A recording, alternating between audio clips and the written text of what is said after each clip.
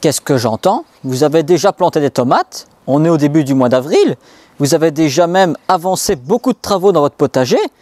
Eh bien, attention, car le mois d'avril est synonyme aussi de certaines choses. Et aujourd'hui, on va voir quelques petits travaux à faire dans son potager et les précautions à prendre.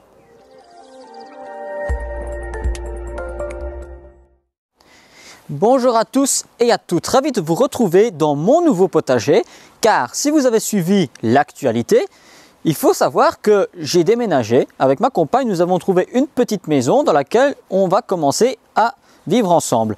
Et donc, bien sûr, il fallait absolument que j'ai un jardin dans lequel je pouvais faire ce que je voulais. Et bien ici, j'ai commencé à préparer le potager pour la saison estivale. Comme on peut le voir ici, il est déjà bien rempli. Mais comment ça se fait qu'il est déjà autant rempli alors qu'il fait froid et qu'on est seulement au début du mois d'avril? Eh bien, il y a certains légumes qui demandent des températures froides pour se développer, en sachant qu'ils sont plus résistants que les autres. Vous savez qu'il y a certains légumes qui demandent à être plantés très tôt en saison. Je pense notamment, vous les avez ici devant moi, les ails, échalotes et oignons. Ici, ils ont été plantés, tenez-vous bien, au mois de décembre. Les températures ont fait que j'ai planté l'échalote et l'oignon précoce, donc ils ont été plantés bien plus tôt que la période normalement qui est février-mars. Donc si vous avez encore envie de planter oignons et échalotes, il est encore temps, mais il ne faut pas traîner car nous sommes déjà début du mois d'avril. Par contre, l'ail, il faut le planter en hiver, donc lui, pas de problème. Eh bien, vous voyez ici que malgré le fait que j'ai voulu aller très vite, le développement est au rendez-vous. Donc ces légumes-là supportent très bien les températures basses. Mais il n'y a pas que ça, il y a aussi des laitues d'hiver, comme par exemple la salade de blé, les laitues dites merveilles d'hiver. Et maintenant nous allons commencer à planter des laitues de printemps qui demandent aussi des températures plus froides et qui ne les dérangent absolument pas, si ce n'est que bien sûr elles auront un développement plus lent. Mais alors, qu'en est-il des semis? Car ici je vous ai dit qu'on pouvait repiquer certaines choses. Eh bien en semis, c'est pareil. Vous avez par exemple les carottes, il y a des variétés qui sont précoces et qu'on peut déjà commencer à semer à partir du milieu du mois de février. Eh bien c'est ce que j'ai fait ici. Car vous ne le savez peut-être pas encore, mais la carotte est l'un des légumes que je préfère. Donc ici, bien sûr, je n'ai pas attendu. Dès que j'ai pu en semer, je l'ai fait. À côté de ceux-là, j'ai semé aussi des poros d'été, qui eux aussi demandent à être semés très tôt. Mais il n'y a pas que ça. Il y a aussi certaines choses, comme par exemple les petits pois que vous pouvez déjà semer en ligne. Mais aujourd'hui, nous allons faire autre chose. Nous allons les semer en pot. Pour faire le semis de petits pois, j'ai besoin de plusieurs choses. Déjà, des pots de 9 cm, c'est suffisant. Donc ce sont des pots de pensée. Ils sont profonds, suffisamment pour la germination. Et alors, ils sont petits, c'est pratique pour le repiquage. Et après, j'ai besoin de terreau. Mais pas n'importe lequel. Il faut que ce soit du terreau pauvre en matière nutritive, ce qui va accélérer et favoriser la germination. Donc on remplit le pot au ras, on tasse légèrement et alors après on va venir placer nos petites graines. Alors bien sûr les graines de petits pois, vous les connaissez, ce sont de petits grains de calibre correct.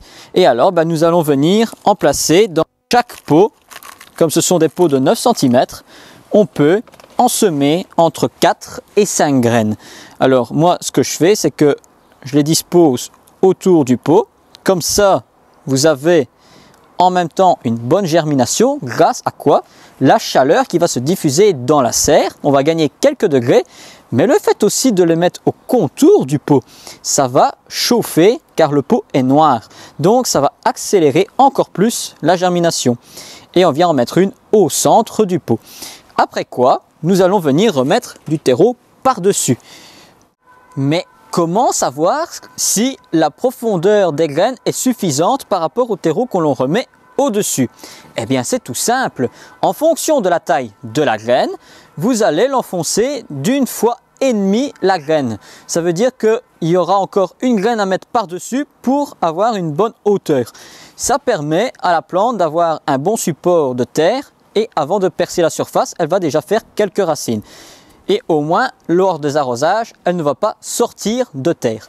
Et bien sûr, en fonction du type de semis, donc du type de végétaux, les graines sont de taille différente et alors la profondeur varie aussi. À vous d'adapter en fonction. Donc ici, nous avons fait un pot de petits pois. Bien sûr, pour le potager, ce ne sera pas suffisant, donc je vais en faire d'autres. Mais il y a autre chose comme légumes que j'aimerais bien commencer en serre froide. Donc ça va prendre un peu plus de temps, mais j'ai envie de le faire de cette manière. Comme ça, j'ai le temps de faire autre chose entre les deux. Le second légume que je vais semer, c'est un légume qui, à contre-cœur, j'ai pu remarquer sur les réseaux que beaucoup l'avaient déjà semé à partir de février, mais c'est beaucoup trop tôt, sauf bien sûr selon les régions. Si vous êtes dans une région chaude, il n'y a pas de problème à les semer aussitôt, mais pour certains, il aurait mieux fait de s'abstenir. Alors, ici je viens de remplir à nouveau le pot, et ici je vais prendre une graine de butternut. Bien sûr, je ne vais pas semer que des butternuts, je vais aussi semer des concombres qui, eux, sont beaucoup plus lents en développement que les courgettes. Donc, je prends l'avance de 2 semaines. La graine, de nouveau, en fonction de la taille, je l'enfonce d'une fois et demie sa taille. Mais les concombres, courgettes et autres cucurbitacées, les graines sont plates. Il y a 2 façons de les semer. Soit vous les mettez couchées à plat, ça marche très bien. Ou alors vous avez une partie creuse et une partie pointue de la graine. La partie pointue, vous la dirigez vers le haut et la partie plate vers le bas, un peu comme un bulbe. Et ça va donner directement l'indication à la graine dans le sens de germination. Donc ici j'ai mis la graine dans son pot, je remets du terreau par-dessus. Il faudra bien sûr arroser abondamment pour que la plante puisse germer plus facilement. Mais alors, nous sommes encore au début du mois d'avril. Ici, j'ai semé des butternuts et concombres car je l'ai fait en serre froide, donc je sais qu'il y aura des basses températures, un développement plus lent, donc je serai dans les temps pour le mois de mai. Mais j'ai déjà vu des gens qui achetaient dans le commerce des plants de tomates depuis déjà milieu du mois de mars. Est-ce que vous ne pensez pas que pour la Belgique, c'est un peu trop tôt? Une année n'est pas l'autre et cette année, il fait relativement froid. Car ici, nous sommes encore proches la nuit des températures qui avoisinent les 0 degrés. Et en dessous de ces températures, les plants de tomates et même courgettes, poivrons, etc. gèlent. Donc ça veut dire qu'une fois qu'il a gelé, c'est fini, on n'en parle plus. Sur une nuit, vous avez perdu tous les plants que vous allez acheter. Et la morale de l'histoire, quelle est-elle? Il faut patienter. Le jardin ne va pas spécialement se développer plus rapidement parce que vous les plantez maintenant. Les tomates, une fois que vous les plantez, au mois de mars par exemple, même si c'est en serre, s'il fait froid comme maintenant, elles ne se développeront quasiment pas. Donc vous allez perdre du temps. Que si vous les plantez à partir de fin avril, début mai, même s'il y a encore des petites 5 glaces qui peuvent venir se mettre dans le jeu de quilles, mais avec un voile d'hivernage et une serre, ça peut les protéger ou même à l'intérieur en pot. Si vous le faites maintenant, elles vont peut-être reprendre, mais elles auront plus de chances d'affronter plusieurs gelées consécutives qui pourraient en venir à bout. Et donc, il faudrait tout recommencer. Maintenant, il ne me reste plus qu'une chose à faire, continuer à faire les semis pour préparer le potager pour la saison estivale.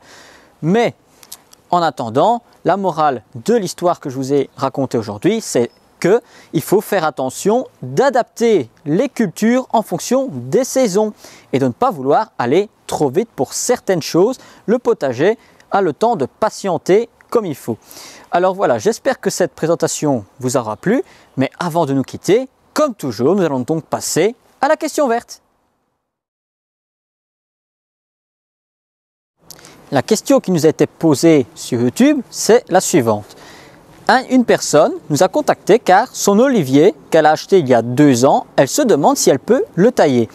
Eh bien oui, déjà la première chose que vous allez tailler, ce sont tous les bois qui sont morts, aussi bien à l'intérieur de la plante qu'à l'extérieur. Tous les bois morts, on supprime complètement. Ça va améliorer la luminosité à l'intérieur de cette plante. La seconde chose, regardez l'intérieur, de voir si elle est fort compacte ou si elle est bien aérée, de bien tailler l'intérieur pour que ça puisse apporter une structure plus évasée et permettre à la lumière de rentrer au cœur de la plante. Et la troisième chose, tailler les tiges qui deviennent trop longues, trop volumineuses, surtout si on veut quelque chose de compact. Et alors bien sûr, bien faire attention qu'on le taille généralement au printemps, au début du développement. Alors voilà, j'espère que cette réponse vous convient. N'hésitez pas, si vous avez des questions, à nous les envoyer pour que l'on puisse y répondre en vidéo. J'en profite au passage pour vous rappeler de ne pas hésiter à vous abonner sur notre chaîne YouTube, mais aussi sur la page Facebook de La Main Verte. Alors voilà, je vous souhaite une bonne fin de journée et nous nous retrouverons la semaine prochaine. D'ici là, n'oubliez pas, le jardinage n'est pas une corvée, mais un retour aux sources.